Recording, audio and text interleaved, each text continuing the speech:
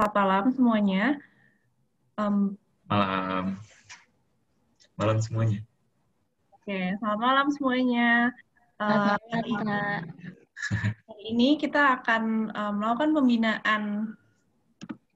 melaksanakan pembinaan pertama beasiswa luar biasa 5. Ini kelihatan ya, aku share screen. Kelihatan, Kak.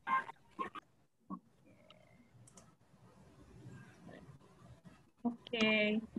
Nah, untuk pembinaan pertama ini kita akan membahas tentang Talent Mapping SC30 bersama kakak-kakak dari Talent Mapping Talk. Pertama-tama aku juga ingin mengucapkan terima kasih kepada Teh Dinar dan juga Kak Faisal yang sudah hadir pada malam hari ini.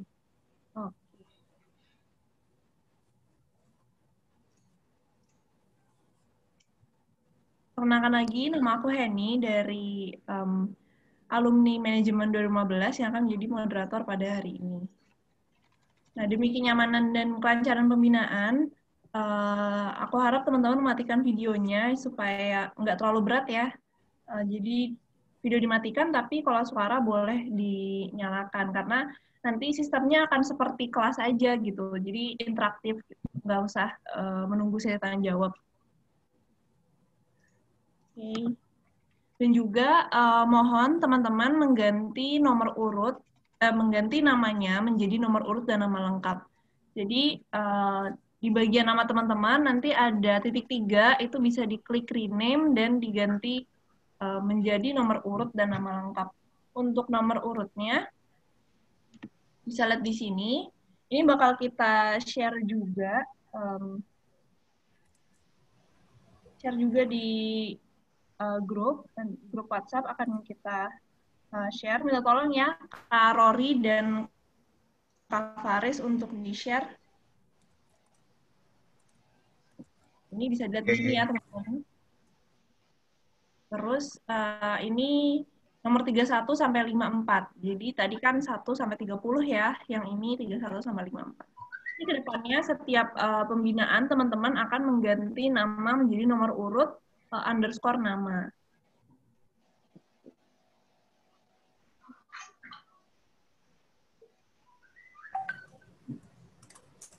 Oke.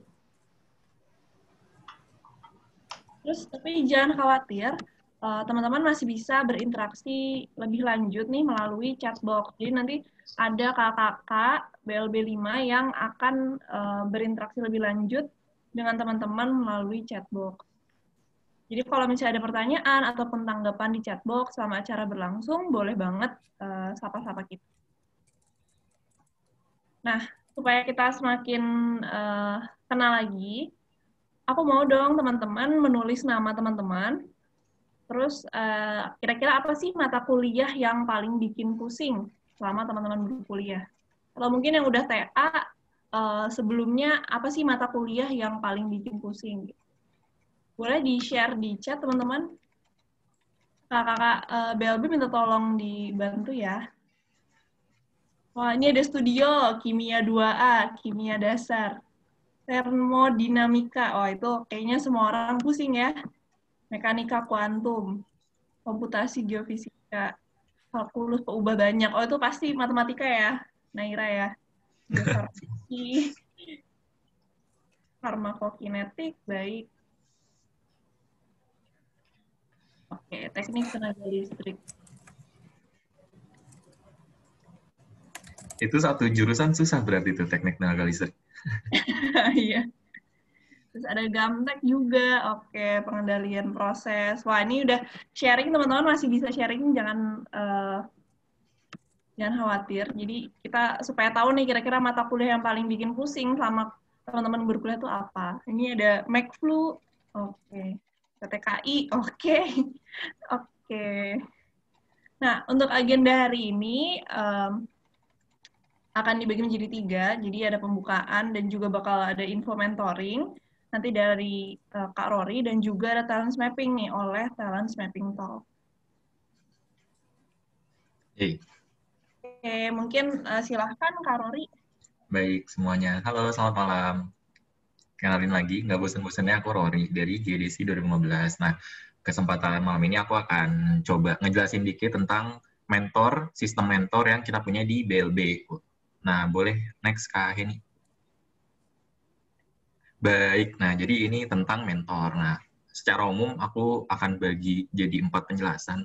Jadi pertama, siapa sih mentor itu? Mentor yang nanti akan berpasangan dengan teman-teman semua, dengan pioneers-pioneers semua, adalah donatur kita semua, atau donatur kita yang ingin juga menjadi mentor. Jadi dengan kerelaan, karena memang donatur-donatur ini memiliki istilahnya kesadaran dan ingin berpartisipasi lebih jauh. Seperti yang aku bilang kemarin, kita semua bareng-bareng ya, semua lapisan, untuk bersama-sama menjadikan masing-masing dari kita seorang pioneers gitu. Nah, maka kakak-kakak ini memang bersedia gitu untuk membantu teman-teman sekalian, utamanya teman-teman pioneers, untuk kita semua sama-sama menuju ke depan.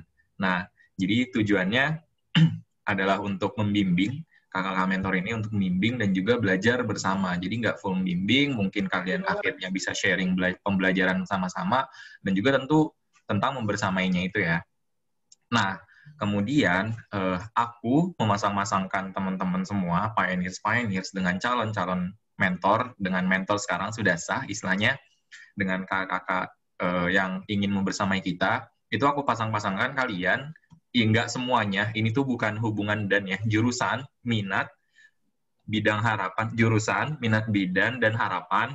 Nah itu di antara 3 itu, aku nggak bisa nyocokin 3 semuanya kalian dengan salah satu mentor, nggak bisa, tapi pasti minimalnya di sana ada satu, entah itu satu jurusan, entah itu minat bidang, ada yang bilang kewirus, aku pasangkan dengan orang yang berkecimpung di dunia kewirausahaan,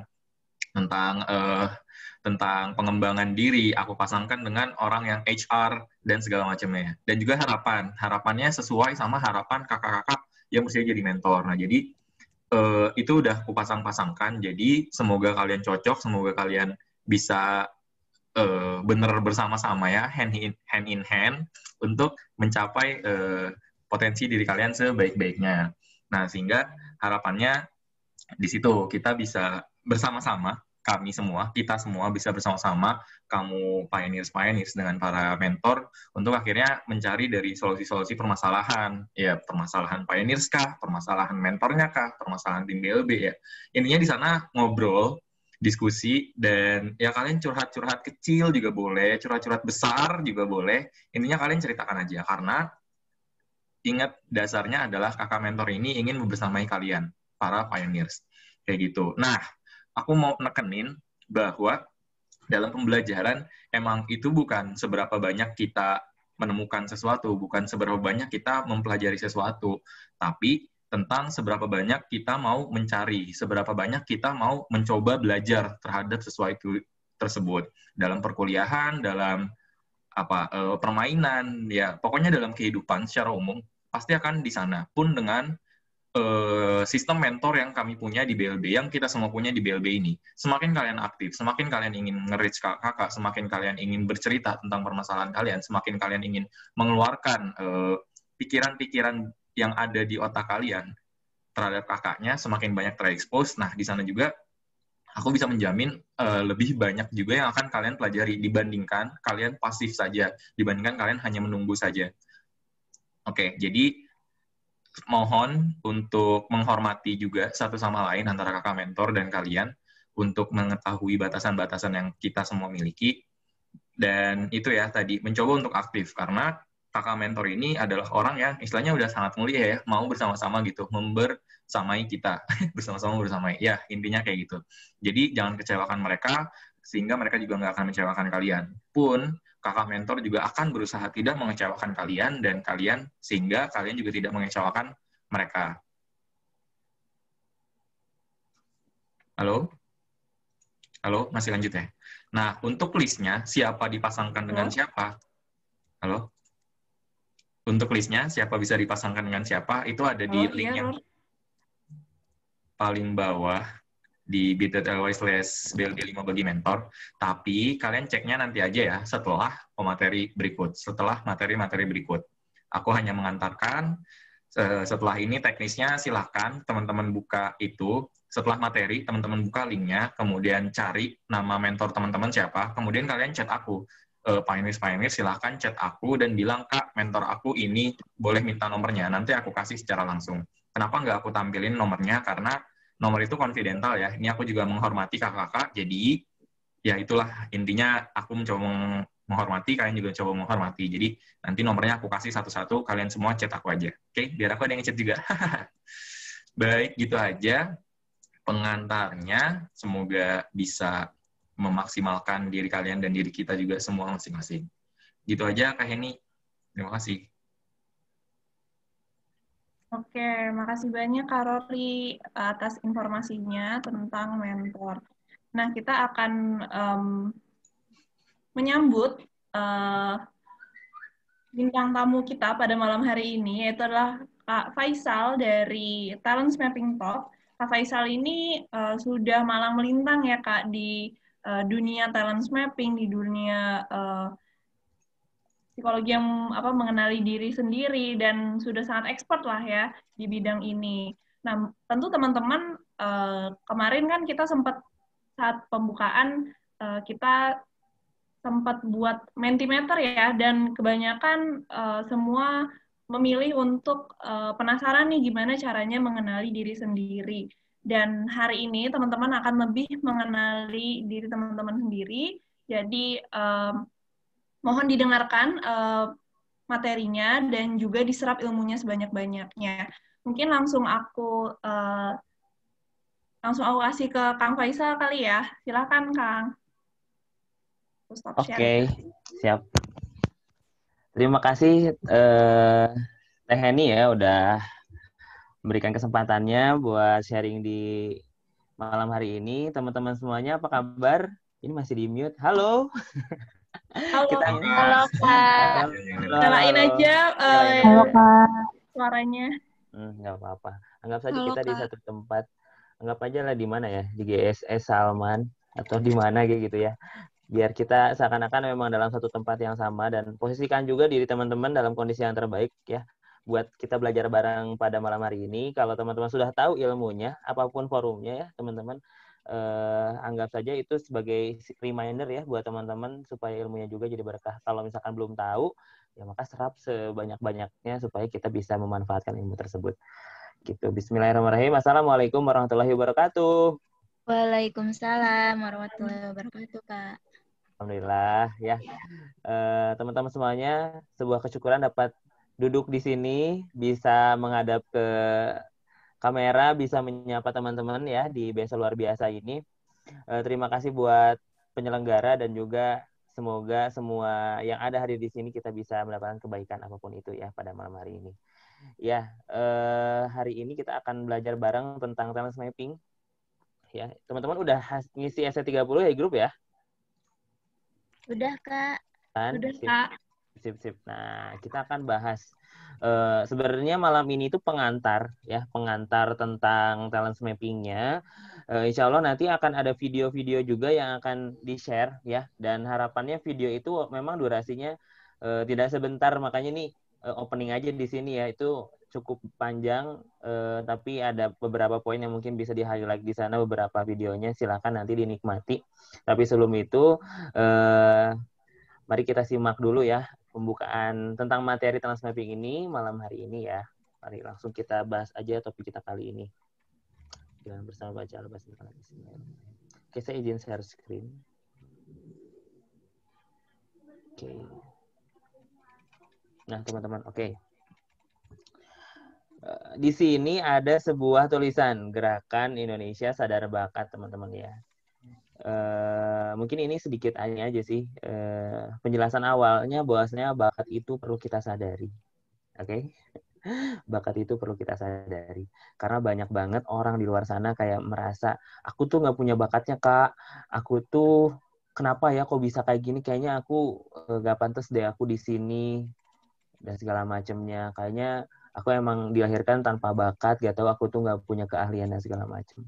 Guys, PR-nya adalah menyadari bakat itu ya. Perlu disadari. Nggak semua yang menurut teman-teman mudah, itu orang lain pun mudah. Tidak semua yang menurut teman-teman itu gampang, itu orang lain bisa ngejalaninnya gitu ya. Maka perlu kita sadari dulu. Setelah disadari, perlu diterima. Oke? Itu tahapannya. Sadari, terima. Karena banyak orang yang udah sadar bakatnya tapi nggak nerima. Gitu. Oke? Itu sedikit gimmick aja di awal ya. Judulnya Know Yourself, Find Your Why. Karena setelah kita tahu diri kita sendiri, kita perlu tahu juga ya menemukan why kita dalam hidup itu apa. Gitu. Banyak orang yang mengenal diri sudah kenal, terus apa Kak? Aku udah tahu nih ininya apa karakter aku gini, bakat aku gini. Terus gimana ke depannya? Nah, mungkin aku akan share malam ini juga what next setelah kita tahu diri kita supaya kita lebih tergambarkan ya teman-teman ke depannya itu seperti apa. Oke, teman-teman di sini sudah punya karir dalam akademiknya masing-masing, udah punya bidangnya masing-masing. Ada yang astronomi lah tadi, ada yang anak manajemen, ada yang geodesi dan segala macam. Tapi apakah itu panggilan hidup kita? Semoga iya, ataupun tidak nanti kita akan bahas ya. Oke, kenalan dikit tadi udah ya. Saya sempat di Salman juga, berapa tahun? 4 tahun.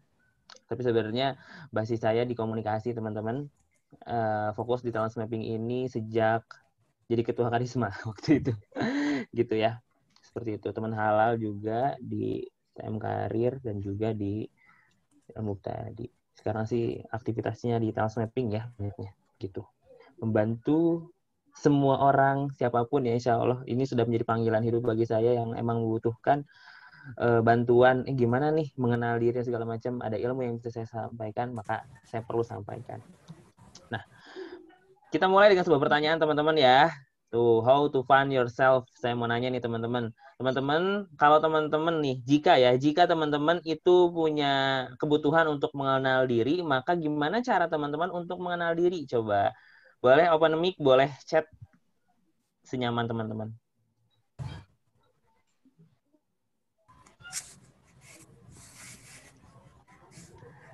Gimana? Akhirnya boleh diulang mungkin, Kak? Ya, kalau misalkan mengenal diri adalah kebutuhan bagi teman-teman, maka gimana cara teman-teman untuk mengenal diri? Kalau aku mencoba jawab. Silakan, siapa? Dengan aku Sapero dari Astronomi 2017. Silakan. Mungkin gimana cara kita untuk mengenal diri, pertama-tama harus tahu dulu kesukaan kita atau mungkin kekurangan kita, apa yang kita nggak suka. Gitu. Oke. Caranya gimana? Ada SOT gitu Kak, atau mungkin mempertanyakan beberapa pertanyaan ke diri sendiri gitu. Oke. Siap. Bisa self-analyze gitu ya? Iya benar. Oke, makasih udah jawab. Yang lain, ada pendapat lain? Coba banyak hal. Mencoba banyak hal? Oke, yang lain? Mencoba banyak hal, menarik. Aku, Kak. Ya. Mungkin benar tadi yang disebut Yohanes ya. Kalau misalnya kita tuh harus nyari apa yang kita suka dan yang kita gak suka, mungkin salah satu caranya lewat SWOT. Tapi mungkin ada cara lain yang lebih lebih dekat dan lebih gak kerasa, tapi sebenarnya ada itu pendapat teman kali ya. Soalnya kan teman itu secara tidak langsung kayak nganalisis karakteristik karakter kita gitu. Jadi pendapat teman itu bisa jadi merepresentasikan diri kita juga gitu. Yang kadang kita gak tahu kalau misalnya ternyata kita tuh kayak gitu gitu. Oh iya, menarik. Pendapat teman ya, kadang gak kepikiran juga pendapat teman bisa jadi ada juga tuh yang kamu mah nggak tahu aku tuh sebenarnya kayak gimana, kamu tuh belum deket sama aku, ada juga yang gitu ya. Tapi ini menarik loh, pendapat teman tuh bisa jadi membuka sudut pandang kita juga ya. Makasih udah sharing. Kalau aku explore sih kayak satu-satu diikutin yang aku tertarik dan cobain terus di mana yang aku enjoy, nyaman dan merasa bakat. Nice. Eksploratif ya, lebih ke sana. Johari Window, ya ini menarik Johari Window juga. Ya. Banyak ya teman-teman, pasti udah banyak metodenya gitu ya. Nah, kali ini saya ingin menggunakan pendekatan talent mapping untuk mengenal diri ini, teman-teman. Dan juga bagaimana setelah tadi ya yang udah saya bilang lagi gimana setelah mengenal diri, what next-nya gitu. Dan mungkin cukup ada kesamaan atau keberbedaan dengan apa yang telah teman-teman lakukan, tapi langsung kita bahas. Oke, saya coba ini ya, saya coba ceritakan dua sudut pandang yang berbeda tentang mengenal diri, teman-teman. Ya, di dunia ini terbagi dua kubu, kanan dan kiri nggak deh, depan belakang nggak. Tapi tabula rasa dan fitrah. Tabula rasa dan juga ada fitrah. Saya mau ceritain, teman-teman coba analisis diri sendiri ataupun bos teman-teman, bos deh, kadif atau siapapun itu yang emang bersangkut paut sama teman-teman di organisasi, di himpunan kah atau di mana gitu ya, di unit atau di bisnis atau orang tua atau guru, ya silahkan analisa, tapi minimal diri sendiri deh. Gitu ya. Apakah diri ini tabula rasa atau fitrah? Nanti habis aku jelasin, teman-teman boleh langsung chat atau open mic ya. Chat aja deh ini biar seru ya, langsung chat. Nah, ada geng tabula rasa, teman-teman. Tabula rasa itu adalah orang-orang yang berpikir bahwasanya emang nurture ya. Jadi kayak semua orang di dunia ini tuh terbentuk karena lingkungannya. Saya nggak bisa gambar gitu deh. Lingkungannya. Gimana lingkungannya ada, maka dia terbentuk dengan lingkungannya. Dia kan keluarga dokter ya, dia pinter dong. Karena lingkungannya pinter. Dia kan anak militer, disiplin pasti. Dia kan dan segala macamnya. Jadi akhirnya balik lagi ke lingkungan. Gitu loh, tabula rasa. Ya, lingkungan yang membentuknya. Lingkungan tuh banyak ya, lingkungan keluarga, lingkungan itu sebuah proses ya, proses hidup gitu ya, dimanapun kita berada. Di kampus, di kelas gitu ya, pertemanan, itu semuanya gitu. Kamu jangan dekat-dekat sama dia, kamu nanti bakal seperti itu juga gitu. Gitu ya, kurang lebih ya. Lingkungan gitu yang membentuk. Nah, dan juga sudut pandangnya deficit approach, teman-teman. Selain lingkungan, ada deficit approach. Maksudnya apa? Orang tabula rasa akan fokus pada kekurangan. Contoh, Kak, aku bisa public speaking, nice. Kak, aku bisa motivating teman aku, oke. Kak, aku bisa educating, bagus. Tapi Kak, aku nggak bisa desain grafis. Oke, berarti kamu perlu tingkatin desain grafis kamu. Tabula rasa. Yang ini kagak difokusin, fokusnya kelemahan ini desain grafis ini. Gitu loh. Ya. Kak, aku anak SMA, fisika aku 100. Kimia aku 100. Matematika aku 90, Kak. Biologi aku 40. Nah, biologi kamu ini masalahnya. Kamu harus tingkatkan. Itu deficit approach, teman-teman ya. Begitu juga ada sebuah permainan ya, kasti, pernah main kasti, mungkin ada yang pernah. Kalau main kasti itu kalau jago lempar, udah jago lempar nih, perlu jago nangkap, udah jago nangkap, perlu jago lari dan segala macamnya perlu dikuasai. Sebuah kesempurnaan. Tabula rasa. Kayak gitu ya. Jadi kalau misalkan jago ada satu yang belum kita jagoin, emang perlu maksimal di sana. Itulah tabula rasa gitu ya. Gitu ya, teman-teman kerasan mungkin sistem pendidikan, sistem di industri, sistem di segala macam, banyak juga yang emang menggunakan sudut pandang tabula rasa. Ya kan? Gitu. Tapi teman-teman ada sudut pandang fitrah. Gitu ya. Ada sudut pandang fitrah yang lainnya, bahwasanya hidup ini setiap orangnya itu karakternya, bakat, sifatnya itu adalah bukan karena lingkungan, tapi sudah alami, terbawa lahir bersama kita. Jadi kalau ada orang lagi stickman ya, nih orangnya nggak apa-apa. Nah, ada orang terlahir itu membawa fitrah fisik dan juga membawa fitrah sifat. Sebenarnya ada fitrah lainnya, tapi ini yang kurang lebih umum. Fitrah fisik gimana? Iya, orang lahir dengan fisik yang memang sudah diciptakan oleh Tuhan. Dengan apapun bentuknya, telinganya, hidungnya, pipinya, giginya, seperti itu. Bisa berubah nggak? Telinganya. Bukan berkembang, iya. Karena memang fisik itu tumbuh gitu. Tapi bentuknya berubah nggak? Tiba-tiba jadi 2, telinganya. Maksudnya ini 2, 4 gitu. Ini udah 2 sih. Atau kayak gimana gitu fisiknya berubah? Kan enggak ya. Akan seperti itu tetap gitu ya. Nah, sebenarnya bukan hanya fisik, tapi sifat juga gitu loh. sifat pun terbawa lahir. Sepaket sama fisik ada. Cuma bedanya, fisik mah kelihatan, sifat nggak kelihatan. Fisik nggak perlu dicari karena kelihatan, sifat perlu dicari, perlu disadari karena dia nggak kelihatan. Maka dari sudut pandang fitrah, lingkungan, atau kita sebut ini proses, ini bukan membentuk tapi menyadarkan.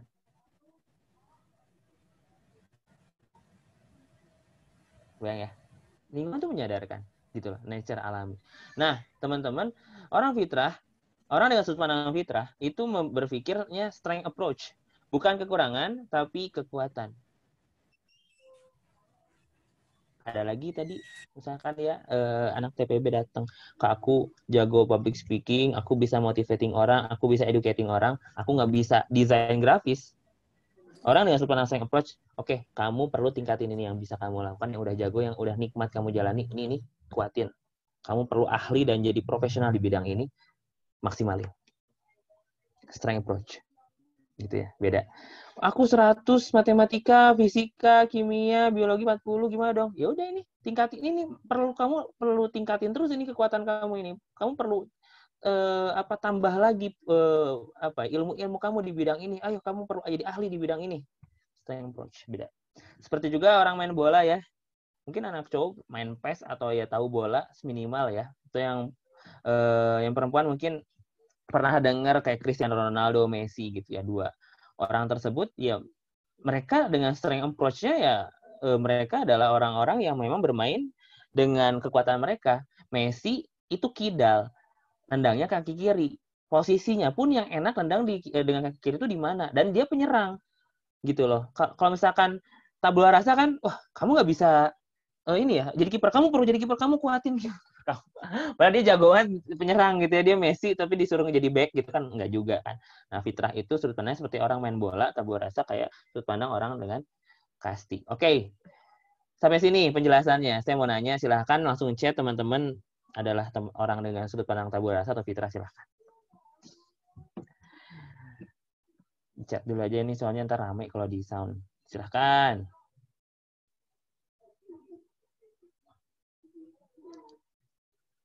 Apakah atau fitrah? Aku orang sudut pandang fitrah. Oke, makasih Saskia. Yang lain? Karori, tabula rasa.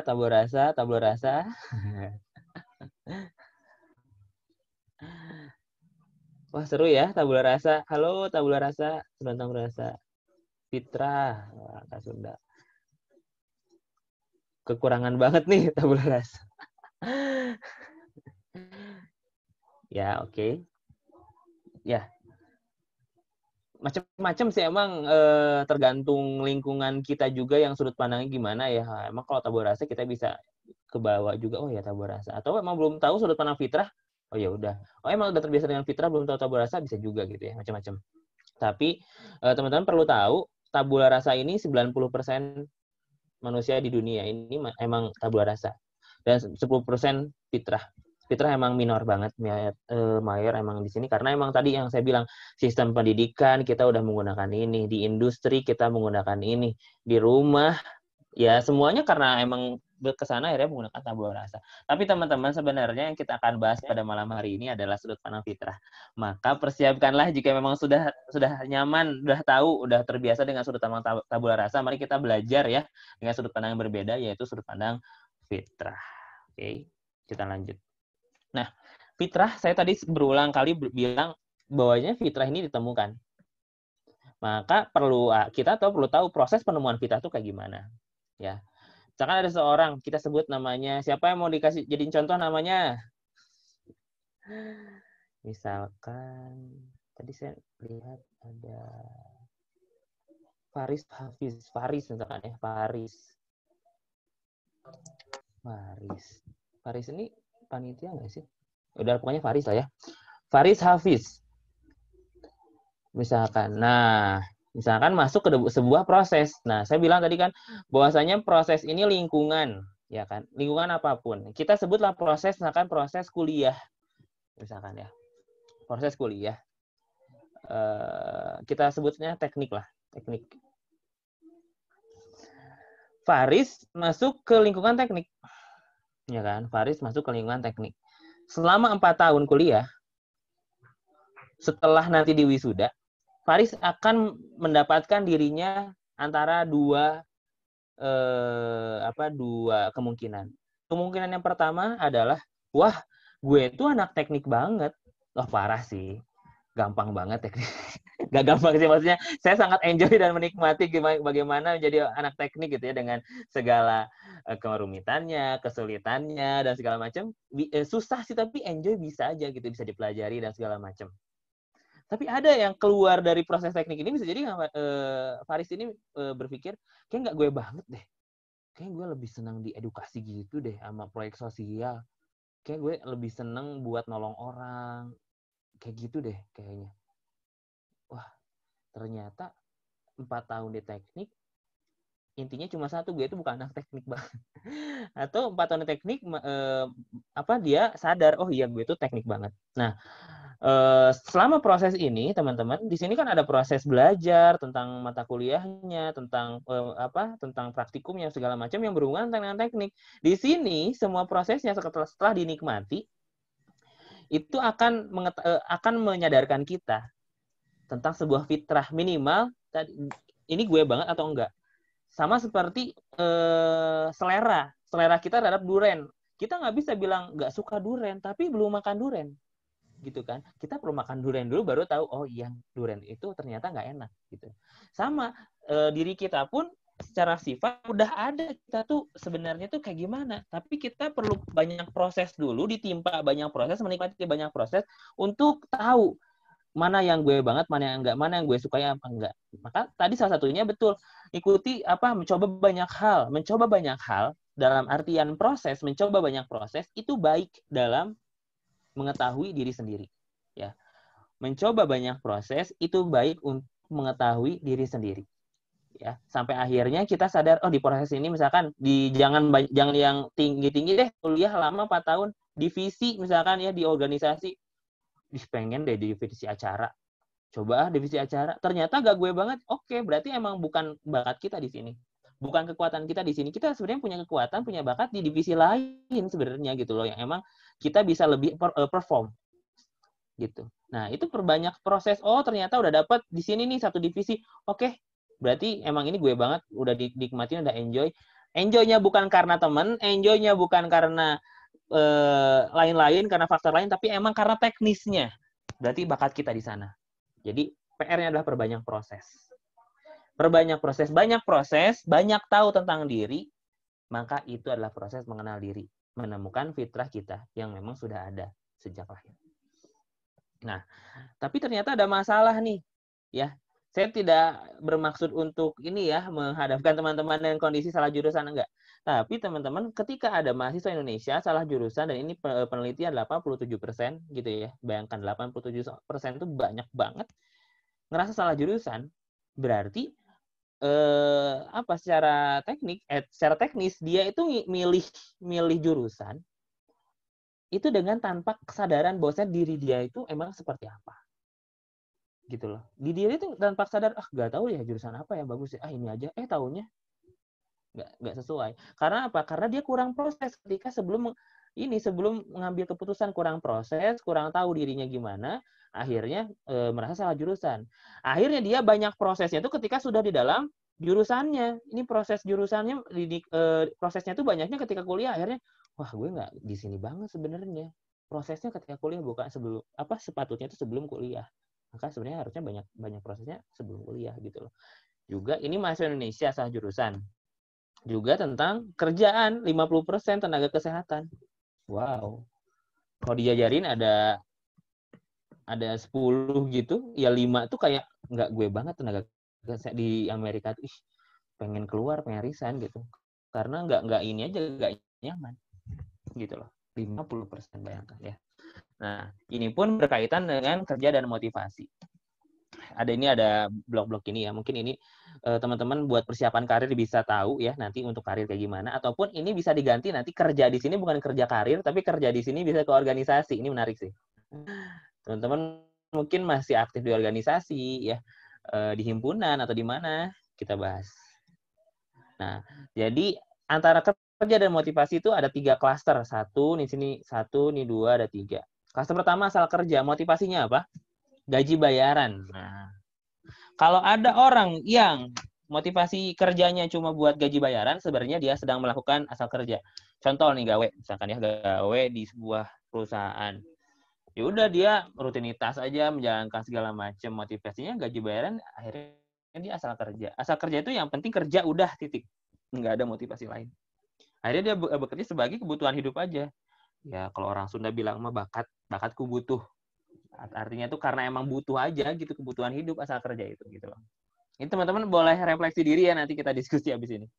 Kebutuhan hidup, bekerja sebagai kebutuhan hidup. Dan harapannya nggak ada gitu loh. Nggak ada, yang penting tuh dapat gaji baru udah gitu loh. Dia nggak mikir yang lain, nggak mikir naik pangkat, nggak mikir apa yang lain, nggak. Ya naik pangkat bisa jadi bonus lah, atau ya udah nggak malas juga sebenarnya kerja di sini naik pangkat, yang penting dapat duit lah. Ada nggak kayak gitu? Ada, banyak. Gaji bayaran demi bertahan hidup. Itu aja. Yang dia cari adalah TGIF. Apa TGIF? Thanks God it's Friday. Dia mencari weekend, dia mencari liburan, dia mencari keleluasaan untuk melakukan hal-hal lain di luar pekerjaannya. Jadi kalau misalnya gawe nih, hari Sabtu, hari Minggu itu, ngapain sih? Libur loh, parah. Nih, Senin sampai Jumat udah kerja terus. Sabtu Minggu masuk lagi, marah-marah. Kecuali kalau misalkan ada lemburnya, ada uangnya baru, nggak ada uang nggak mau. Wah, nggak mau rugi, segala macam. Tapi emang ini yang terjadi gitu loh, asal kerja. Ini apakah Anda seperti itu? Tapi mungkin yang udah kerja ya. Yang kedua karir. Nah, ini bisa jadi asal kerja di organisasi, bisa diganti nih, asal kerja di organisasi. Motivasinya apa? Motivasinya apa organisasi ya? Famous misalkan, atau apa gitu diganti bisa. Nggak ada harapannya, nggak ada, ya udah asal gawe aja untuk memenuhi kewajiban gitu ya. Ada juga kayak gitu. Nah, motivasi kalau karir, motivasinya uang dan kemajuan. Bukan hanya gaji bayaran, tapi dia pengen ada kemajuan dalam karirnya, dalam kerjaannya. Makanya disebutnya karir. Dia bekerja sebagai perlombaan. Kenapa perlombaan? Karena ketika ada kemajuan, ada orang yang tidak maju. Tidak semua orang bisa maju gitu loh. Ini ada 5 staff, 45. Ini ada 1 jabatan supervisor. Enggak semua ini bos bisa jadi supervisor di sini. Ya pasti sikut-sikutan nih. Makanya ada yang bilang dunia kerja mah keras. Ada yang saling caper lah, saling menghancurkan segala macam. Karena ini semuanya mereka merasa perlombaan. Gue mesti yang jadi paling baik buat masuk ke bursa supervisor. Lomba akhirnya. Lomba untuk ngalahin orang. Gitu loh. Akhirnya harapannya kekuasaan dan kebanggaan. Gitu. Harapannya itu makin tinggi, kekuasaannya makin tinggi, powernya makin hebat, makin bangga. Gitu. Wah, gue jadi udah CEO nih guys. Terus di Instagramnya CEO bio-nya gitu. Bangga banget. Wah, luar biasa. Ya. Dan dia cari adalah promosi. Naik pangkat gitu kan. Ya udah cari promosi tiap harinya, tiap tahunnya segala macam. Tapi ada yang ketiga, teman-teman, nanya panggilan. Kalau panggilan, ini beda sama karir, beda dengan asal kerja. Panggilan tuh cukup unik. Kalau dia kerjanya di clustering panggilan, motivasinya adalah amanah perintah dari Tuhan. Mungkin bagi yang nonis bisa menyesuaikan ya. Amanah perintah dari Allah Subhanahu wa Ta'ala.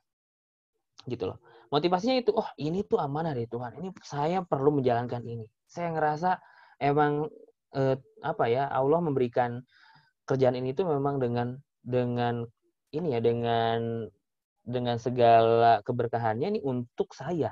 Ini amanah dari perintah Allah. Yang ini ayat ini segala macam. Motivasinya itu gitu loh.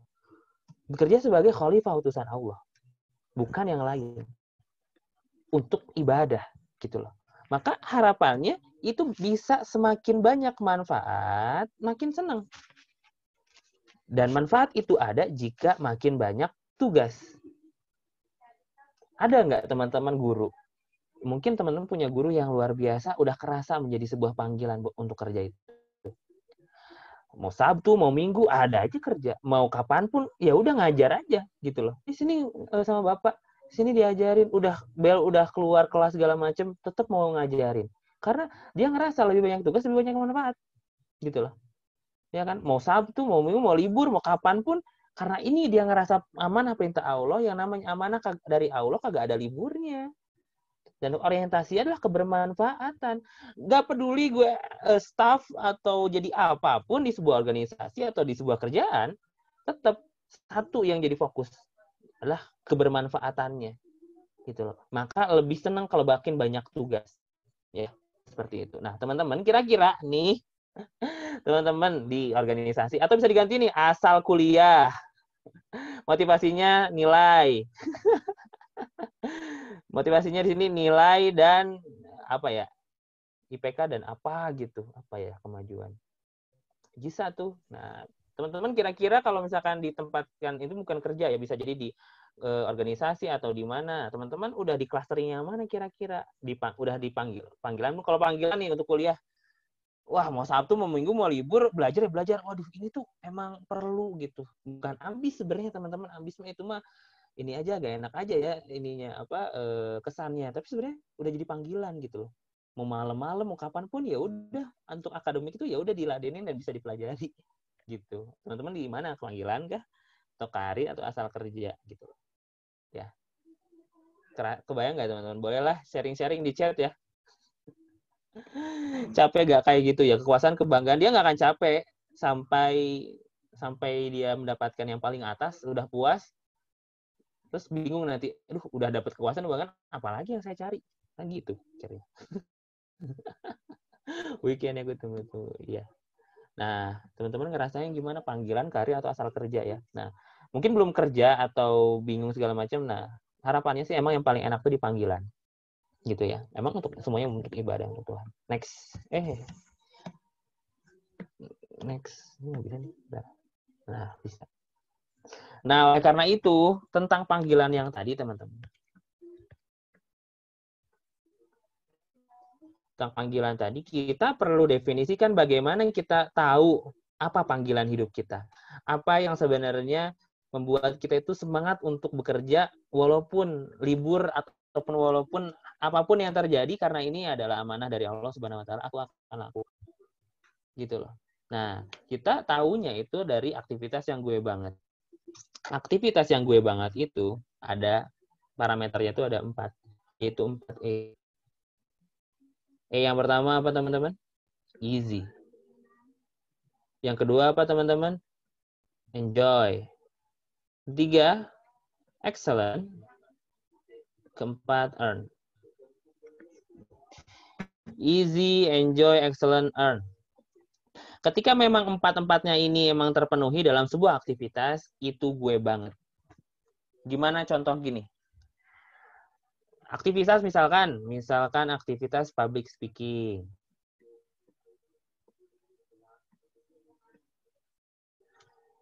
Wah Kak, aku tuh kalau udah ngomong depan orang, walaupun dikit, mau banyak orangnya, mau satu, mau sehimpunan semua, aku tuh ngerasa gampang aja gitu Kak. Aku tuh ngerasa kalau ngomong itu menyampaikan pesan, aku easy banget gitu loh. Kayak gak ada persiapan pun bisa gitu. Kayak bangun tidur langsung ngomong depan orang banyak, kayaknya nggak masalah juga gitu. Paling loading bentar, habis itu bisa juga easy aja. Terus kalau dalam waktu lama gue ngomong juga enjoy aja gitu. Nggak masalah gitu. Terus hasilnya ternyata excellent ketika ditanya ke teman-teman, gimana tadi ya public speaking-nya, orasinya gimana tadi ya? Atau gimana tadi menyampaikan pesannya segala macam, ternyata oke, feedbacknya bagus juga gitu ternyata, dan menghasilkan bisa juga, bisa benefit, bisa profit. Benefit itu kebermanfaatan aja, jadi orang dapat manfaat aja gitu. Tapi kalau profit bisa menghasilkan uang ternyata. Oh ternyata aku public speaking di kampus itu masuknya benefit Kak. Berarti itu aktivitas yang lu banget. Gitu loh. Dan ketika ada aktivitas yang berkaitan dengan public speaking, pasti kita bisa maknai itu jadi sebuah panggilan juga. Ketika kita sadar bahwasanya menyampaikan pesan itu adalah ibadah. Kebaikan adalah ibadah. Gitu ya. Seperti itu. Itulah aktivitas yang gue banget. Udah hapus nih. Nah, aktivitas ini ciri-cirinya pun banyak. Kayak Nah, ini ya 4E. Terus jalan sukses sesuai minat dan bakat. Karena ketika sudah tahu 4E-nya apa, sebenarnya kita minimal sudah mendefinisikan bagian kecil tentang diri kita. Gitu ya. Kinerja unggul dan produktivitas tinggi. Nah, karena ini nih kinerja unggul ini yang bahaya. Maksudnya apa? Dia kalau misalkan udah excellent, udah unggul dalam satu bidang, dia kapanpun kualitasnya tuh konsisten. Gitu loh. Dalam waktu yang lama. Gitu loh. Iya, kapanpun ya seperti itu. Kalau teman-teman lihat ada anak SMA, teman yang emang jago public speaking, kalau memang bakat dia communication, ketemu lagi habis lulus kuliah, dia tetap communication. Karena apa? Sifat itu, bakat itu adalah fitrah, emang bawaan lahir, bukan lingkungan yang membentuk dan merubah dia secara fitrah.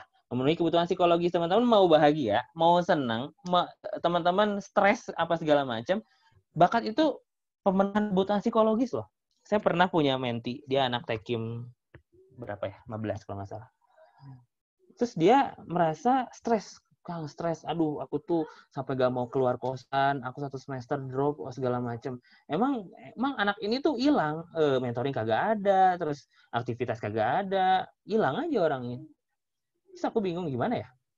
Coba deh tes talent mapping, oke, tes mapping, terus akhirnya di talent mapping itu kan ada 7 bakat tertinggi. Berarti kalau udah 7 bakat tertinggi, artinya kan ada 34 bakat gitu ya, biar kebayang. Ada 34 bakat. Nah, ada urutannya. Jadi semua orang tuh punya 34 bakat yang sama, cuma urutannya beda. Nah, 7 bakat tertinggi urutannya ini adalah berarti bakat yang paling kuat. Dan kebutuhan psikologisnya pun paling besar kebutuhannya. Dan ini perlu dipenuhi gitu loh. Dan ketika dianalisa dari 7 bakat ini, 5 dari 7 ini tidak terpenuhi. Selama 6 bulan, bayangkan. Bahkan dia berpikir untuk mengakhiri dirinya. Gitu ya, 6 bulan nggak terpenuhi, aduh gimana?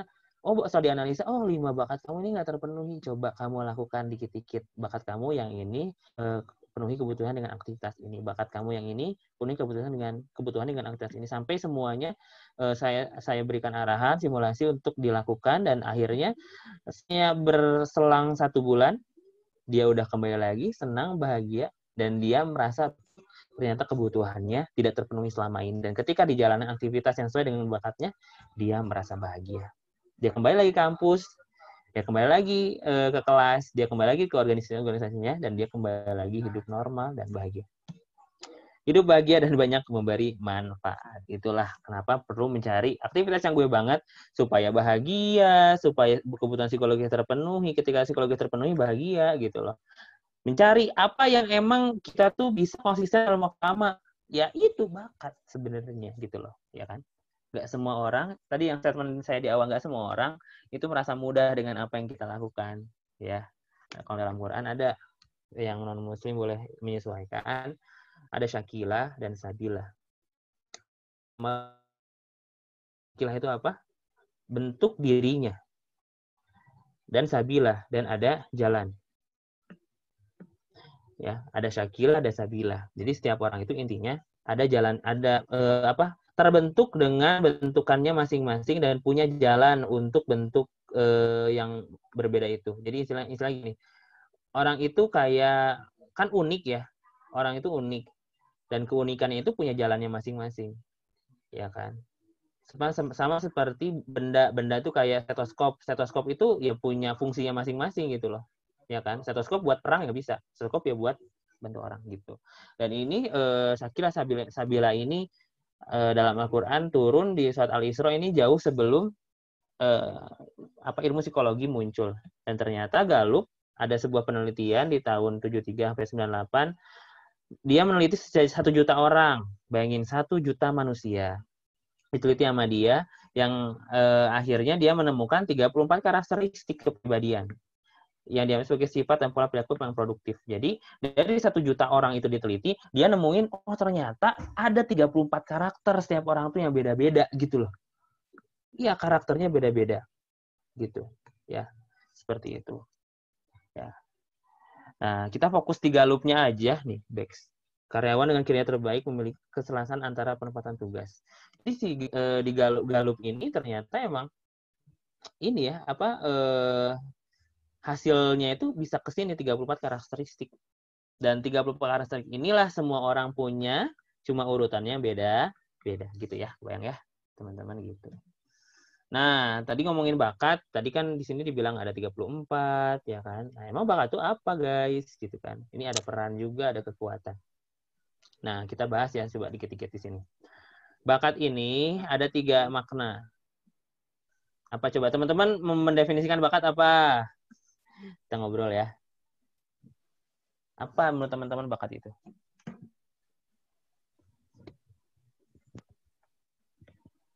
Adalah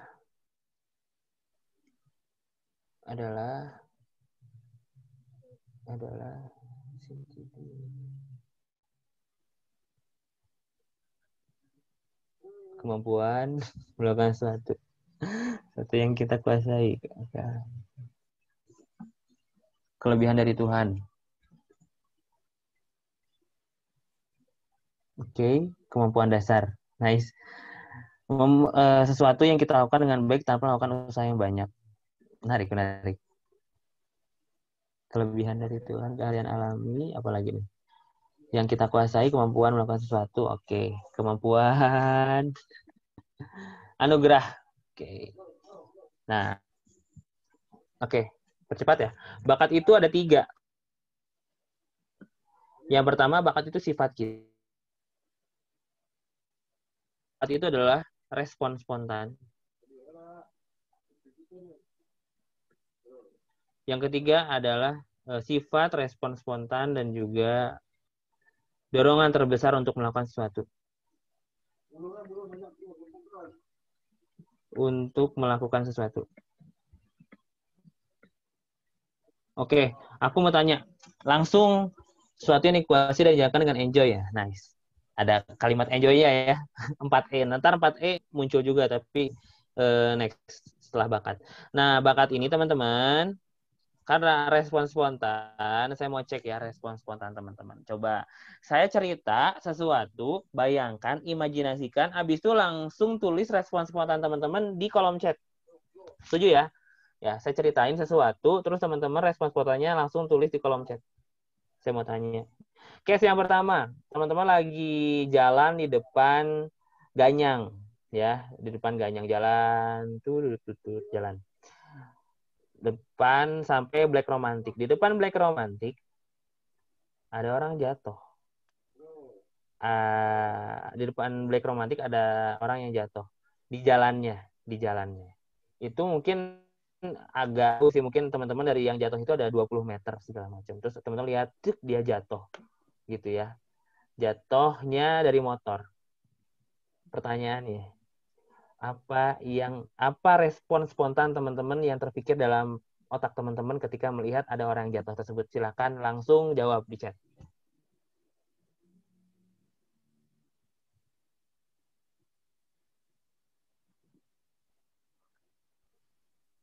Wah. Lari bantuin kaget. Kok bisa? Ini bagus. Kok bisa? Lari nolongin, kenapa jatuh? Gak ada yang ngetawain ya? Biasanya ada yang ngetawain. Kaget terus mencoba buat langsung bantuin. Video. Oke. Video. Oke. Ketawain kalau sendiri. Iya sih, jadi kayaknya kalau temen bantu nggak ngebantu tuh mending orang nggak kenal, karena orang nggak kenal tuh nggak akan ada proses ketawa dulu langsung bantuin ya, lebih beruntung jatuh di depan orang yang kita nggak kenal. Kalau udah orang bantuin nggak bakal nyamperin. Oke, nah teman-teman, ini ya respon udah beda jelas. Saya ingin sedikit spoiler dikit. Aduh, saya maaf ya ketawa. Gini teman-teman, kalau misalkan teman-teman tahu lagi, kalau teman-teman kita sadari semuanya, di Indonesia itu kan negara sosial, maksudnya tuh kayak bantu-membantu, tolong-menolong itu udah jadi budaya, ya kan? Tapi tidak semua orang itu secara bakat itu membantu gitu loh, bakatnya tuh bakat membantu. Nih, kalau misalkan teman-teman berpikir, kok bisa? Tadi kayak kata siapa tadi ya? Kok bisa? Jadi kok bisa tuh berarti bertanya, dia kenapa bisa jatuh? Kenapa? Pertanyaan kenapa adalah dasar pertanyaan kritis. Dan ini adalah salah satu tanda dari bakat analytical. Bakatnya analytical. Kalau teman-teman langsung auto pengen ngebantu. Wah, ini perlu dibantu langsung gitu ya. Teman-teman tidak pikir panjang, respon pertama kalinya bantu berarti punya bakat namanya belief. Karena orang belief itu senang membantu, mengedepankan orang. Nggak peduli bagaimana dirinya, kondisinya kayak gimana, bantu orang. Saya pernah berantem sama adik saya. Saya lagi naik motor, berdua kita ya, naik motor, terus ada yang jatuh di sini. Dia pakai MX gitu, masih ingat. Di daerah alun-alun Bandung. Saya ngelihat orang yang jatuh ini, dengan sebuah kejujuran, waktu itu saya bertanya, kenapa bisa jatuh ya? Penasaran, tapi bukan kritis, tapi lebih ke penasaran aja. Jatuh ya? Itu jatuhnya kenapa ya? Gitu. Penasaran. Kalau penasaran beda sama ini, kalau ini kritis, analytical, penasaran namanya input ya. Ini mah mengkritisi kondisi, ini mah penasaran aja si input ini mah. Kenapa ya? Saya lebih ke penasarannya ke input gitu. Adik saya belief-nya tinggi. Kalau saya mau mikir itu jatuh kenapa ya? Udahlah, nggak apa-apa lah. Adik saya belief. Kang, turun, ayo bantuin. Itu udah banyak yang enggak turun. Akhirnya setelah beberapa meter, 100 meter, saya berhenti karena kenceng kan naik motornya, terus berhenti, di belakang udah banyak yang nolong, ya udah akhirnya kita jalan. Nah itu beda banget gitu loh. Kita satu rumah, kita lingkungan yang sama, tapi responnya berbeda. Nah itu adalah bakat sebenarnya gitu. Kebayangkan respon spontan juga dorongan terbesar gitu ya, kayak misalkan public speaking. Oke, aktivitasnya public speaking. Tapi apakah bakat yang digunakannya communication? Ada. Nah, bakat namanya communication. Apakah bakatnya communication digunakan? Belum tentu jawabannya. Bisa jadi ada bakat namanya signifikan. Aktivitasnya public speaking, tapi dorongan terbesarnya apa? Sesuai bakat. Kalau bakatnya communication, dorongan terbesarnya communication, semangatnya adalah menyampaikan pesan, berbicara, dan bisa meramu kata-kata jadi menarik gitu loh. Tapi kalau signifikan semangat utamanya, aktivitasnya public speaking, tapi dorongan terbesarnya itu bukan untuk berbicara, tapi untuk tampil. Orang signifikan butuh panggung untuk dia, butuh masa yang melihat dia, dan butuh apresiasi. Tapi dia mahir betul menjadi orang yang penting, gitu loh. Karena itulah dia signifikan. Beda, nah seperti itu. Sifat jelas ya tadi, bagaimana karakter-karakter ini menjadi sebuah sifat. Nah, itu bakat yang pertama. Ya, di bakat ini teman-teman muncul kekuatan. Kalau bakat mah dasarnya, kalau kekuatan ini aktivitasnya. Nah, kalau ditanya 4E itu di mana? 4E itu di sini. Gitu loh, aktivitasnya. Mau ngajar di sini, mau ngoding di sini gitu loh.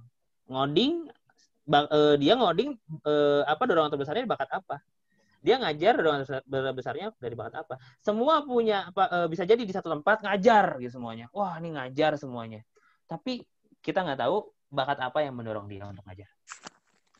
Juga ada peran dari kekuatan, muncul peran-peran ini kumpulan aktivitas. Bakat ada 34, kekuatan atau aktivitas itu ada 114, peran ada 30 sesuai dari transmit. Ini ya. Nah, contohnya guru, ngajar, senang memajukan orang lain. Gitu. Oke.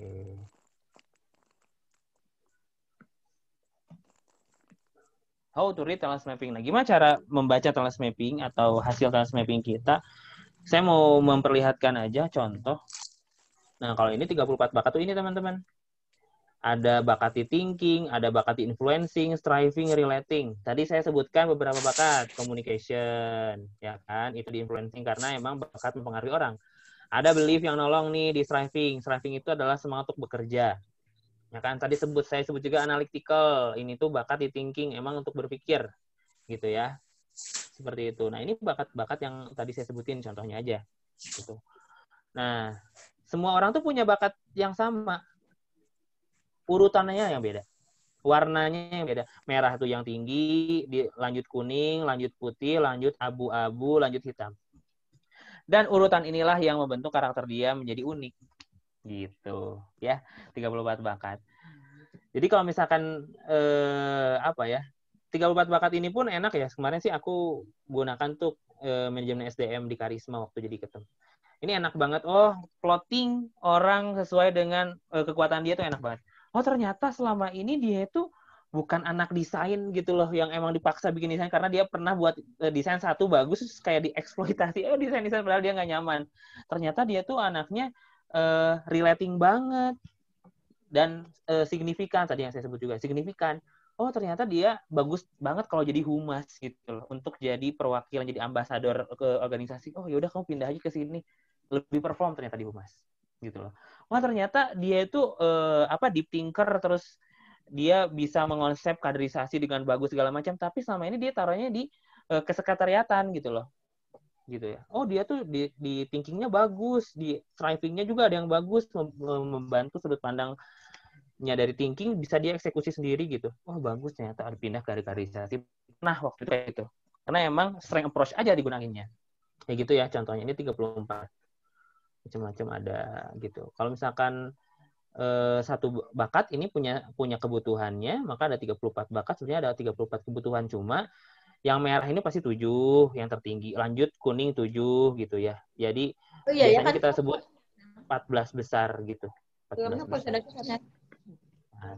Banana Royal. Tuh, ya. Nah, contoh kita analisa, coba ya. Tadi kan udah dibilang ini bakat, ini potensi, ini peran. Kita analisa peran ya. Perannya apa? Peran itu jadi bahasanya bahasa peran, bahasa kerjaan. Guru, misalkan polisi, nah itu peran ya. Coba kita analisa. Dia saatnya nggak suka maksa, tapi senang mengomunikasikan pikirannya, senang melihat kemajuan orang, nggak suka konflik, introvert, kurang suka bersahabat, introvert, suka melayani tapi nggak tegaan, tidak empati, senang mempelajari hal baru, tidak visioner, strategis, tidak teratur, dan tidak teliti. Sehingga aktivitas yang dilakukan adalah ngajar, motivasi, advice, membantu, melayani, membuat rencana jangka panjang. Tapi nggak bisa ini yang di bawah ini. Kira-kira perannya apa? Boleh ini aja, sebut aja ini mah. Apapun coba lempar. Ada yang ngechat. Guru, motivator, trainer. Mantap nih. Dosen, motivator. Konsultan. Ibu yang baik. Masya Allah, Ahmad Said, ibu yang baik. Guru. Oke. Langsung buka tirainya ini. Kenapa ketua RT? Kenapa kepikiran ketua RT? Ketua RT. Aduh. Keringetan saya dengar lihat ketua RT, nggak apa lah ya. Mungkin kita lihat. Mungkin ini bapak kosnya Adimul, tapi bukan juga sih. Lihat, kita lihat. Nggak muncul ya. Nah, jeng konsultan, guru, penasehat, tidak ada ketua RT di sini ya, Ibu. Ya, konsultan. Karena apa? Konsultan bisa ini dari konsultan, bisa motivate juga loh konsultan tuh ya, advice. Nah, ini sih konsultan di sini. Membantu melayani. Guru juga. Tapi gurunya guru yang apa? Soalnya dia tidak teratur dan tidak teliti. Ya kan, tidak teratur di sini maksudnya kalau guru kan hidupnya keteraturan ya, pagi masuk keluar segala macam, bisa jadi ini guru les privat atau guru apa, penasehat juga mantap. Nah gitu guys. Coba nih yang dua lebih mudah lah. Langsung ke aktivitasnya. Dia suka mengendalikan, memediasi, jualan, advice lagi, ngajar, melayani, buat visi, tapi nggak bisa merawat, membuat rencana jangka panjang, administrasi, tugas safety. Kira-kira apa? Ini ada tambahannya yang mengendalikan, mediasi. Bisa menjadi penengah dia, guys. Marketing. Apa marketing? Waduh, kebuka. Udah kelihatan ya. Sales. Leader ya. Kepencet, guys. Kita lihat aja langsung ya. Ada leader, seller, mediator, guru, lawyer. Kenapa mediator? Mediator itu karena bisa mengendalikan dan memediasi. Mediator di sini bisa di hakim. Ya. Jualan di sini seller. Leader di sini juga dari mengendalikan, mediasi, advice, gitu, membuat visi gitu ya. Lawyer juga bisa segala macam guru. Gitu. Gitu ya. Terakhir. Tebak-tebakan. dia bisa menganalisis, membuat program, komputer bisa accounting, ngelola keuangan, bisa ngevaluasi, neliti, administrasi. Kelemahannya nggak bisa mengendalikan, nggak enakan gitu ya. Oh iya benar, tidak tegaan, tidak suka memaksa, berjual, nggak bisa jualan dia, nggak bisa membuat visi. Kira-kira apa perannya? Financial planner, apakah Joska? Bendahara IT, data analisis, pegawai startup finance, hacker, akuntan. Ini nggak ada nih, ketua RW nggak ada gini nih. Nggak ada. CFO, nice. Oke, kita buka tirai nomor 2. Analisis ada, proses engineer, akuntan, illustrator, safety engineer. Tour guide itu gimana ya tour guide? Membuat program komputer loh. Tour guide tuh enggak deh mas, enggak. Analis, dia menganalisis bisa. Introvert, enggak juga ya tour guide. Nah, itu yang tadi itu tentang bagaimana kita bisa naruh ya, oh peran dia apa, aktivitasnya apa, sifatnya apa, segala macam. Itu bisa. Kalau ini yang tadi mah 34 bakat, ini mah 30 peran yang saya bilang tadi. Yang teman-teman pegang itu versi 30 peran ya. Peran teman-teman apa gitu. Teman nanti ini penjelasannya insya Allah ada di video, nanti teman-teman tonton aja tentang hasil teman-teman masing-masing ya. Dan pertanyaannya bisa konsultasikan esok hari. Pertanyaan tulis saja yang banyak apa-apa. Ini 30 peran. Jadi bahasanya pun bahasa peran. Ambasador, motivator, educator, ranger, commander, mediator, seller, selector. Semuanya peran ini. Jadi satu peran ini bisa dari berbagai macam bakat, ya nggak? Karena dari bakat muncul kekuatan, muncul peran. Nah, gitu. Jadi satu peran ini bisa dari berbagai bakat sebenarnya. Karena satu peran tuh dari berbagai aktivitas. Nah, ini bentar lagi ya, udah jam berapa nih? Udah jam 20.41 ya. Ada berapa lama waktu yang tersisa, boleh kabarin ya. Nah, tadi cara untuk menemukan diri bagaimana itu adalah dengan banyak proses ya. Perbanyak proses, oke? Perbanyak proses, terus dari proses ini kita minimal tahu nanti apa yang kita sukai dan nggak kita sukai. Yang kita sukai minimal ada 4E-nya, 4E dan dengan berbagai. Nah, setelah ini teman-teman kita perlu tahu how to find your why. Nah, sependek pengetahuan teman-teman yang pernah teman-teman dengerin, why itu apa sih gitu? Why itu ya kenapa? Oke, artinya. Tapi makna dari why ini apa sih yang mungkin teman-teman pernah tahu atau pernah baca? Boleh sharing dong di chat boleh atau di open mic biar seru.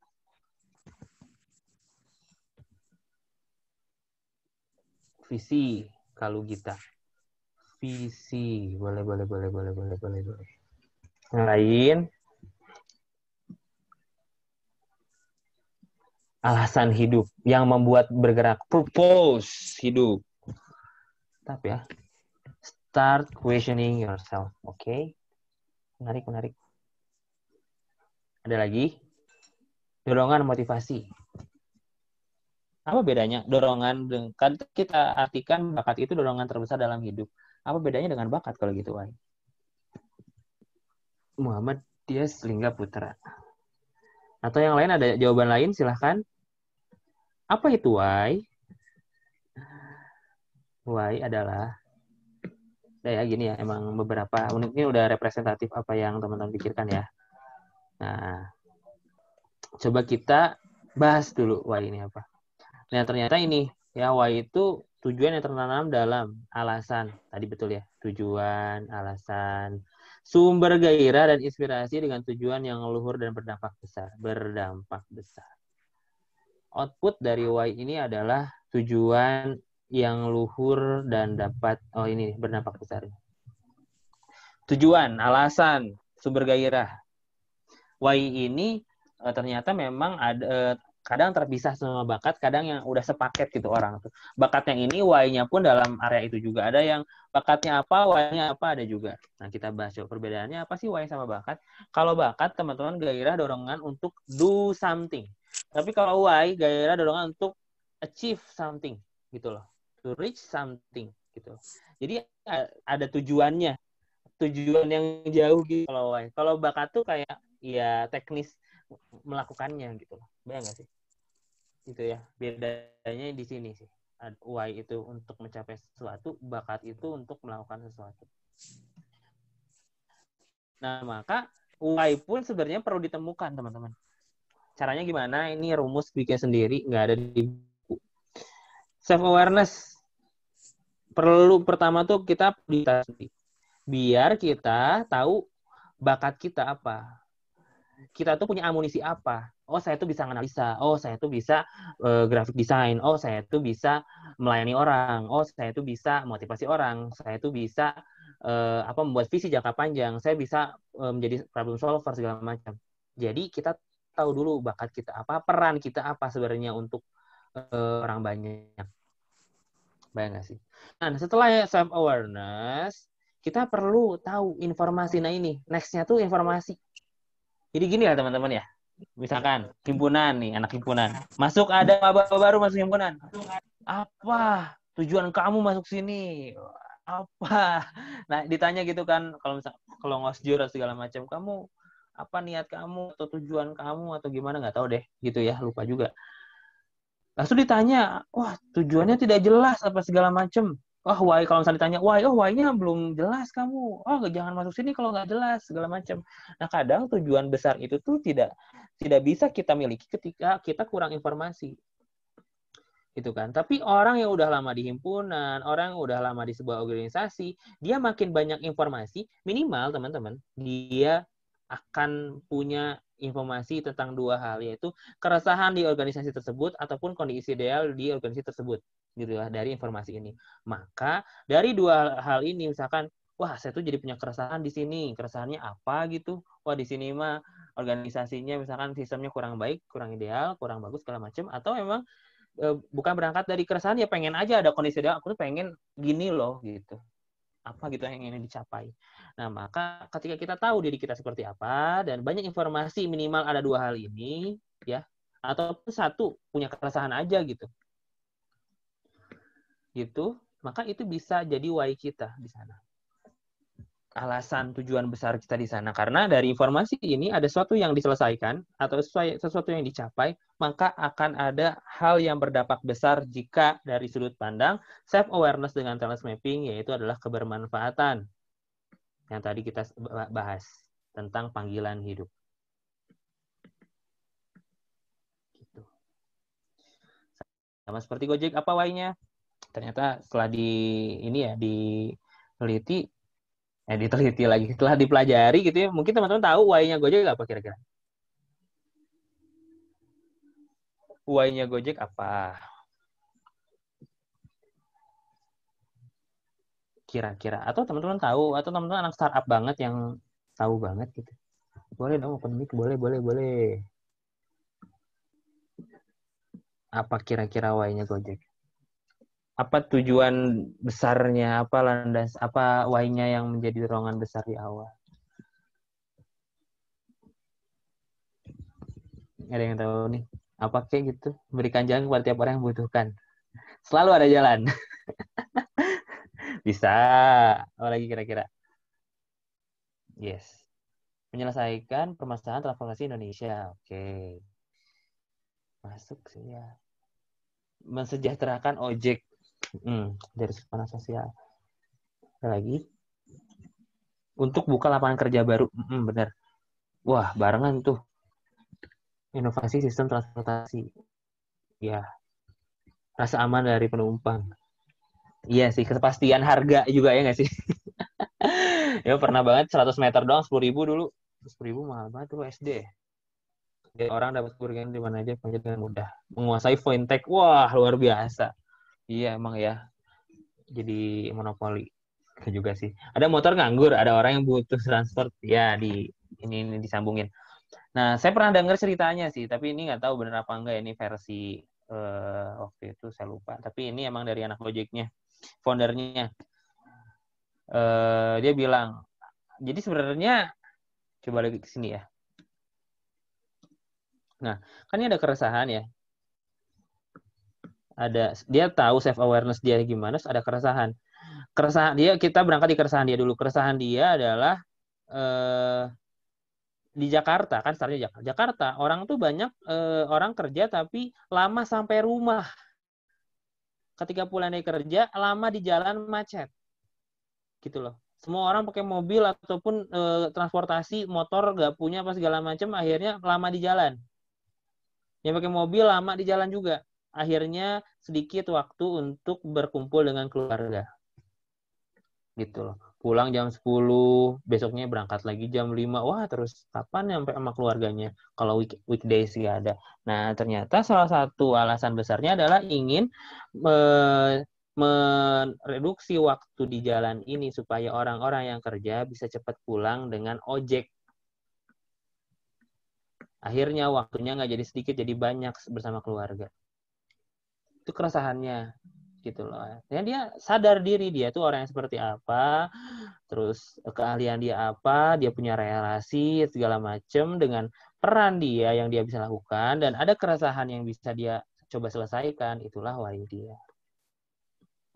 Ini ya di sini nih, area why itu di sini nih. Ya, gitu guys.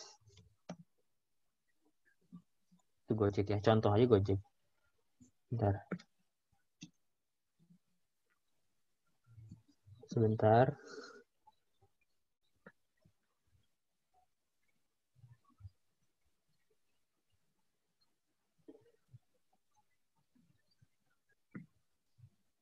Ini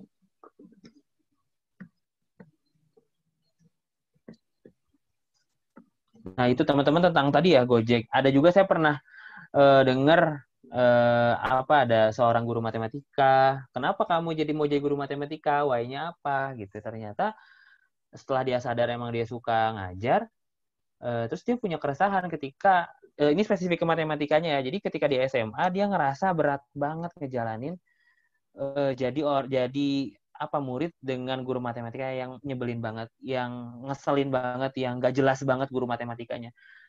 Bayangin dengan keresahan seperti itu bisa menggerakkan hati seorang anak mahasiswa untuk mengambil pendidikan matematika. Why dia apa? Dia saya resah dengan guru matematika yang emang tidak menyenangkan bagi. Jadi menjadikan matematika momok yang menakutkan gitu. Dia nggak mau. Akhirnya dia jadi guru matematika dan dia ingin matematika itu dinikmati oleh semua orang. Gitu ya. Jadi cari dan sadari why-mu apa sekarang juga. Ya minimal di himpunan atau di organisasi yang teman-teman jalani sekarang, why-nya apa?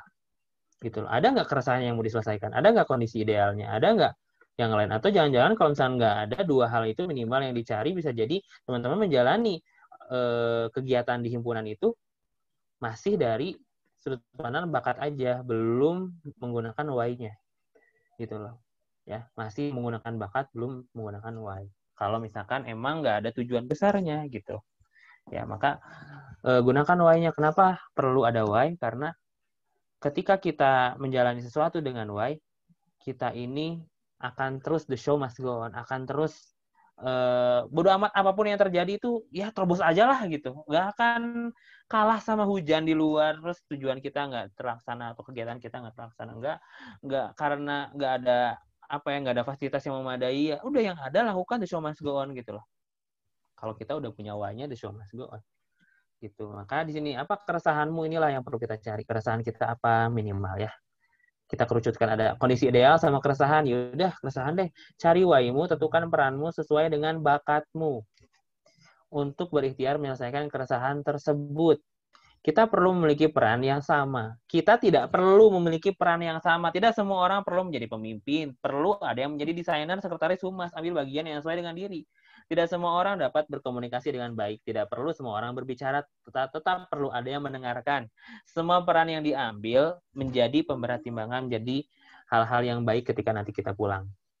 Ya, gitu ya, teman-teman. Bayang ya? Jadi coba cari keresahan, selalu cari keresahan dimanapun ya, supaya jadi hal besarnya. Gitu. Maka kalau misalnya ditanya strategi merencanakan karir ke depannya gimana, teman-teman? Nah, kenali minat bakat ini, self-awareness yang tadi. Lanjut, akademik dan akademik. Perlu tahu juga, kenali di mana keunggulan kita. Ya kan? Ya di akademiknya saya emang jago, misalkan ada yang jauh di satu bidang, fokusin. Tapi non akademik misalkan di bahasa atau di skill yang lain, bisa gitu ya. Tambah wawasan juga tentang karir kalau misalnya nanti mau ke depannya tentang karir ya. Jadi spoiler aja ini tentang karir. Jadi teman-teman perlu tahu teknisnya seseorang di sebuah jenjang karir atau sebuah profesi itu apa, kita perlu tahu wawasannya, ke arah sana cari tahu. Skill-skill yang perlu dikuasai apa, cari tahu juga biar kita siap. Itu dan juga matching point, temukan peluang nih antara diri kita dan juga kondisinya kita sebenarnya yang match itu yang seperti apa dengan karirnya, seperti itu ya guys. Mungkin ini nyicil aja deh mumpung masih mahasiswa, kedepannya emang mau kemana arahnya gitu ya. Nih terakhir pesan saya,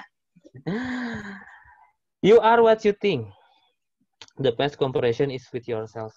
Zaman sekarang ada zaman insecure ya. Ya Allah, insecure everywhere, insecure. Aku tuh insecure, aku tuh nggak pede gitu, aku tuh dan bla bla bla bla bla. Ya karena semakin Anda membuka medsos, semakin banyak informasi yang Anda dapatkan dan itu tuh lebih dari apa yang kita punya, auto ngebandingin dan auto insecure pada akhirnya ngerasa nggak, aduh ternyata teman aku udah menikah dan punya anak banyak. Waduh, teman aku ternyata aku baru kuliah dia udah punya bisnis miliaran rupiah gitu, segala macamnya gitu ya. Atau apapun mungkin hal-hal kecil yang untuk bikin teman-teman insecure gitu. Aku nggak pede deh kalau A, B, C, D, E, F, G, H, I, J, K, L, M, N, O, P. Sebenarnya karena kita comparison with their self yang emang itu tuh beda sama kita. Gitu loh. Oke, misalkan kayak gini. Ini teman SMA. Kamu dan dia. Misalkan anak SMA sama-sama dari SMA lulus sama di waktu yang sama, seakan-akan ini adalah sebuah kereta. Kereta yang start di sebuah stasiun yang sama. Oke, gujes jalan. Bisa di setiap stasiun, titik stasiun adalah titik kesuksesan. Gitu ya. Dan stasiun akhir adalah puncak kesuksesan, misalkan. Kita nggak tahu, emang kereta ini sama tujuan akhirnya. Emang sama titik kesuksesannya, waktunya sama. Bisa jadi kamu berjalan naik kereta dari Bandung, tujuan akhirnya kemana? Tujuan akhirnya ke, misalkan Surabaya. Ini teman kamu ini, ya, sama-sama satu SMA, tapi tujuan akhirnya Jogja. Lebih cepat Jogja apa Surabaya? Jogja nyampainya. Makanya yang sampai ke Jogja itu seakan-akan dia sukses duluan. Yang Surabaya ini lama. Teman-teman, hidup itu bukan lomba lari. Ya. Bagi saya hidup itu lomba berbagi, share. Bukan seberapa cepat kita mencapai tujuan karena emang tujuan akhirnya pun beda-beda. Tapi seberapa besar dan banyak manfaat yang kita tebarluaskan kepada orang di sekitar kita dalam proses menjalani perjalanan menuju kesuksesan ini. Lagi-lagi ya, hidup itu bukan lomba lari, tapi lomba berbagi. Bukan seberapa cepat kita mencapai tujuan, tapi seberapa besar manfaat yang kita sebarluaskan dalam perjalanan menuju tujuan. Ya, jadi jangan insecure, jangan ngerasa capek ngeliatin orang lain, medsos orang lain, nggak apa-apa, orang lain sukses, apa segala macam, udah rezekinya. Bukan urusan kita, bukan kontrol kita. Ya, tapi kontrol kita adalah tentang diri kita. Maka, kalau mau komparasi, the best comparison is with yourself. Coba komparasikan diri kita sama tahun lalu, sama bulan lalu, sama hari kemarin, kita udah lebih baik belum? Kalau masih gini-gini aja, ya kita harusnya malu gitu dong. Perlu insecure tuh karena kita di masa lalu sama sekarang gimana gitu kondisinya loh. Kita perlu jadi yang lebih baik lagi, fokus ke diri kita. Apa yang dalam diri kita yang perlu difokusin lebih, yaitu adalah kelebihan kita, kekuatan kita, dan mari kita siasati keterbatasan kita. Lalu ada pertanyaan, gimana cara mensiasati keterbatasan? Satu, kalau ada aktivitas yang emang nggak kita buat dan kita perlu menjalani aktivitas tersebut, terus aku tuh nggak bisa desain, tapi aku tuh di kerjaan perlu deh ngedesain gitu ya. Bisa nggak dihindari? Nggak bisa. Kalau bisa, oke hindari. Kalau nggak bisa, delegasikan ke orang. oh ada temenku nih bisa ternyata satu kerjaan oke, tapi nggak bisa delegasikan, cuma kamu doang di sana, dobrak diri.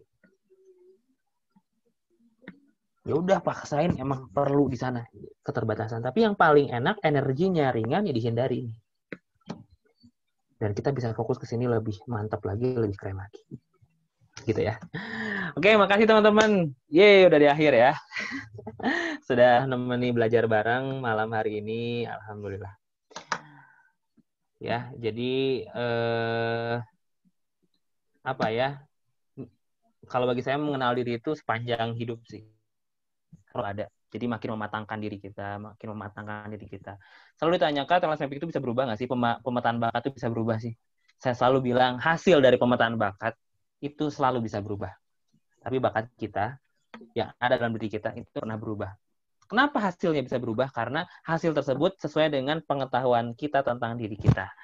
Semakin banyak proses, semakin banyak pengetahuan yang kita miliki, dan semakin berkembang juga pengetahuan kita, berpengaruh juga pada hasilnya. Namun, apa yang ada dalam diri kita nggak pernah berubah, never change. Maka PR-nya perbanyak proses supaya pengetahuan kita tentang diri kita makin mantap, makin sempurna, makin jadi lebih baik lagi, dan banyak manfaat. Makasih teman-teman.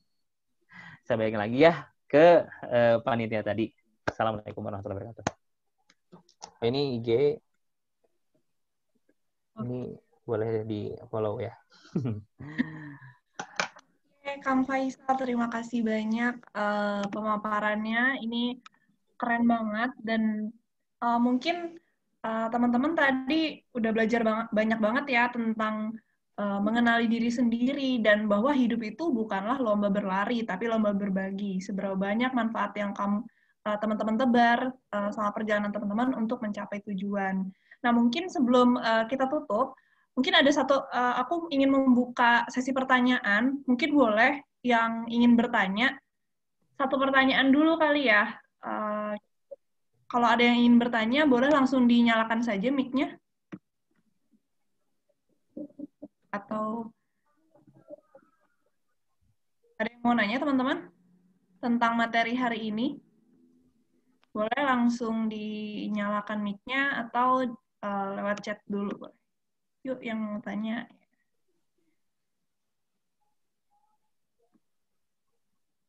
Oke. Mungkin kita tunggu sebentar dulu ya. Mungkin teman-teman masih pada malu-malu gitu. Mencerna. Ya, masih mencerna. Kira-kira apa nih yang mau ditanyain? Oke. Oke, tapi kalau nggak ada, nggak apa-apa, teman-teman. Karena tadi kan Kang Faisal juga udah ini ya, sharing tentang Instagramnya. Jadi bisa langsung dicek aja di @isal_syahri ya, Kang ya? Oh iya. Oke, mungkin nanti kalau ada pertanyaan bisa langsung ke Kang Isal. Mungkin sebelum kita tutup, aku ingin terima kasih kembali kepada Kang Faisal, Teh Dinar dari Talent Mapping Talk, juga teman-teman tim BLB5, dan tidak lupa juga semua teman-teman yang masih bertahan nih dari awal sampai sekarang, masih mengikuti materi hari ini dengan baik. Nah, semoga informasinya bermanfaat dan teman-teman bisa menyerap ilmu sebanyak-banyaknya. Nah, mungkin sebelum kita tutup, kayaknya seru nih kalau misalnya kita foto bareng. Nah, mungkin boleh dinyalain ya teman-teman videonya. Kita mau foto bareng dulu. Yuk, dinyalain teman-teman. Oke, dinyalain dulu ya videonya, kita mau foto bareng.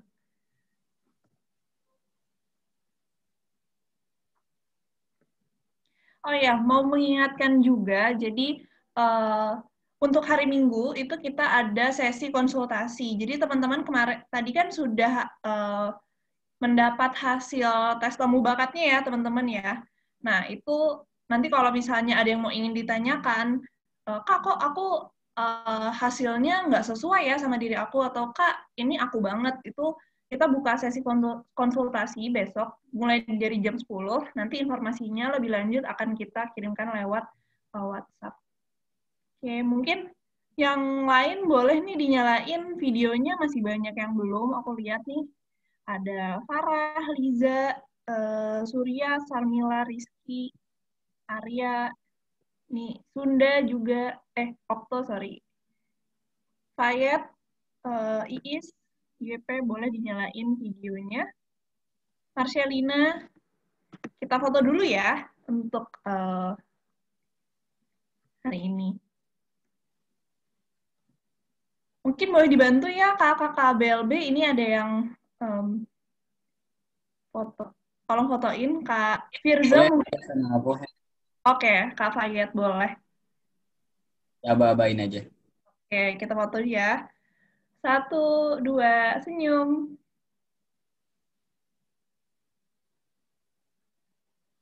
Oke, nah karena ini ada 3, ini senyum lagi ya teman-teman ya. 1, 2. Slide ketiga. Oke, slide ketiga, ada 3 slide. Jadi senyum lagi nih teman-teman. 1, 2, 3. Oke. Oke, terima kasih banyak teman-teman pionir BLB 5 dan juga Kang Faisal, Teh Dinar atas partisipasinya hari ini dan juga materinya yang keren banget.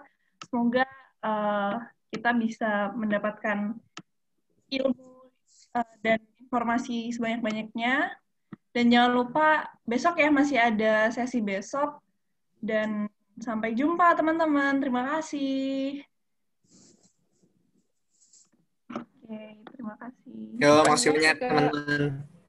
Thank you. Semuanya, yay. Selamat bermalam minggu ya. Iya, iya. Oke, terima kasih teman-teman. Terima kasih, Kak. Iya, Ya, selamat Kembali. makasih, makasih, makasih.